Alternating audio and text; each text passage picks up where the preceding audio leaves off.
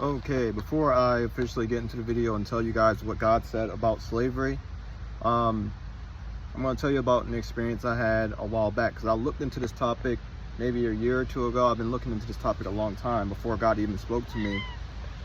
So I already had my opinions on it. I remember a time where this person was talking about slavery in the comment section below on YouTube, and I commented back to them, and this person asked me if I was during that time. No, they didn't ask me during that time. They asked me, would you be okay with this? And I thought about it for a second, and then I replied, I do not know. And the reason why I replied, I do not know, is because we don't know what it was like. Sorry, the wind is catching me. We don't know what it was really like during that time. We know what it's like during our time. And I think more times than not, we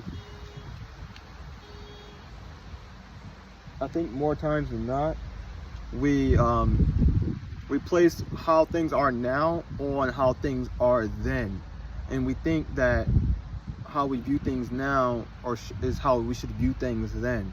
And I think this is wrong. And so that's why I said I do not know, because I'm being fair to the time period and to my time period now. The reality is I'm here and I'm not there. So would I have been okay having some sort of master in the time of the Israelites? Possibly, if it was beneficial to me. Okay, so let's continue on. The thing God said about slavery, when I asked God, I was like, did you permit slavery? This is exactly what God said. God said, I did not permit slavery. And then he proceeded to say that how he set things up then, it was basically beneficial for everyone. And I'm going to try to break that down, because God didn't break it down farther from there. That's all he said on the matter. And I was content with what he said, because it lined up to what I've already believed in the first place. Okay, so obviously most people that are post-Christianity or do not like God for whatever reason, they look at these verses and they're like, God permits slavery, he's a monster, They don't try to dig deeper. They don't try to get a good understanding. They just run with the races because they want to live a life opposed to God. They want to. I would say more times than not, people make excuses because they do not want to live under the rules and authority of God. They want to live however they want to live. Okay, so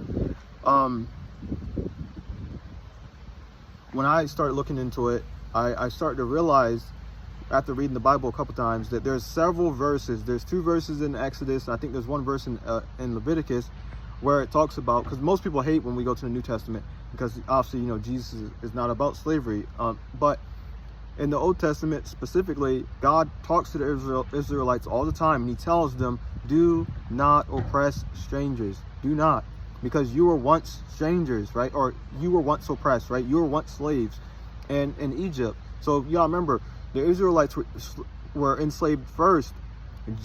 God brought them out of slavery. So why would God then proceed to bring other people in slavery if he already freed his own people from slavery? It does not make sense. Plus, it's a contradiction if God is also telling them to commit slavery, but at the same time telling them not to oppress strangers. That doesn't add up. And again, I'm gonna put all these verses in the comment section below, so you guys can get a great understanding of what I'm talking about, and how this doesn't add up. It's a contradiction. Why would God say do not oppress strangers and be nice to your neighbors and stuff like that, but at the same time then tell them to have slavery? That's not what he's saying. One thing God told me was the Bible is not perfect, and the reason why the Bible isn't perfect is because of translations and interpretations. I think that's what he said. Interpretations and translations was the issue with the Bible. Not saying the Bible isn't reliable. I'm just saying it's not perfect according to God. Okay, so moving on. So yeah, there's that. If you look at it, it's a harsh, strict ruling over people that are in servitude. And the reason, and I think there's reasons for this. I think the United States today, I'm an American, I live in the United States, is a prime example of why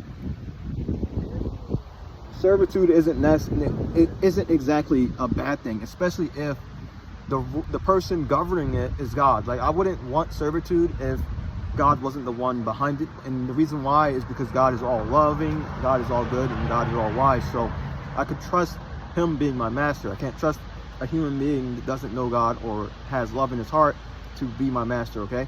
So God was ruling over certain people because God already had the understanding that these people, the Israelites, are my people, and if my people mingle with the outsiders, it's going to corrupt them. So God had strict rules, and for a reason, and I think it was to keep the Israelites still in a position where he wanted them, but also to help outsiders, because obviously the Israelites were going to flourish, right? If you read Exodus and stuff like that, you'll understand that God is going to prosper that people. He's already blessing them, right? He's setting them up. He's talking about how he's going to bless them when it comes to food and a whole bunch of other stuff, right? So he's already setting that nation up to be prosperous. So other nations are going to fall, right? God's probably not going to bless these nations because they're worshiping other gods, right? God giving them time. They did not stop worshiping those other gods. So those other nations are technically enemies of God, right? They're not with God. They're opposed to God. So it would make sense for God to bring them into servitude to in some sense benefit them. So to some degree incorporate them or graft them in to the Israelite nation. That's a possibility, right? Not all of them are probably being grafted in. Some of them are probably going to be servants for life, right? But he's also still helping those people, right? Because God is still a good God. Everything's just not recorded in the Bible. So God is helping all these people in that time because not everyone is flourishing. Yes, that's the reality. God already knew the Israelites were going to flourish, but he did not want to corrupt or taint his people, just like the American people are tainted today.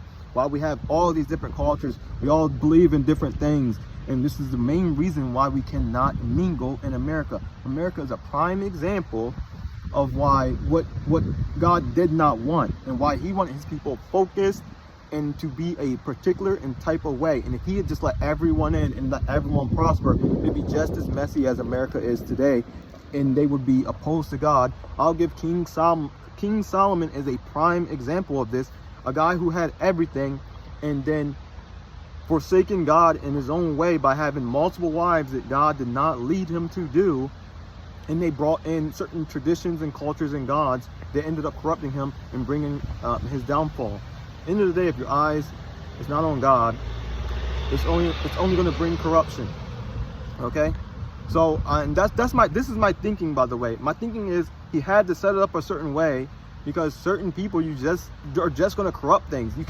Not everyone's going to be equal. Reality is life is not fair. Certain people are born for certain positions or certain hierarchies for a reason, and that's because we all have certain skill sets, gifts, and blessings from God that not everyone has. So if you put a weak person in a strong person's position, things are going to look really bad. So I think what God was doing there was making sure things were in order and everyone benefited, but it did not. But by doing it the way he was doing it was so it would not affect what he was already trying to do in Israel, in Israel with the Israelites at that time.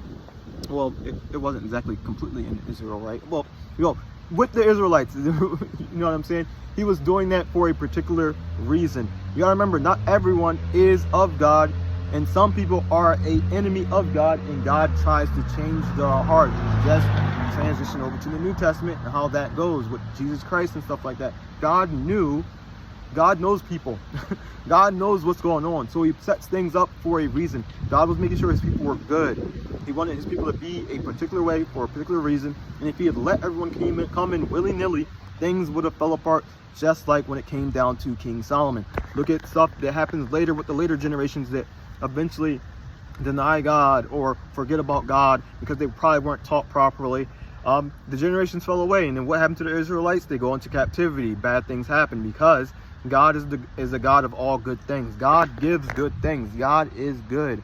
He is wise. He is strong. He is powerful. He is love. He has everything. He can give everything, and he can also take it away. And I think God was just being careful during that time and setting things in a type of way because people's free will gets in the way. God had to structure it a certain way because people's heart during that time was hard. That's why they were going to certain gods. They were impatient with the Lord, right? Everyone in some way or fashion is connected to God. We just don't listen to God.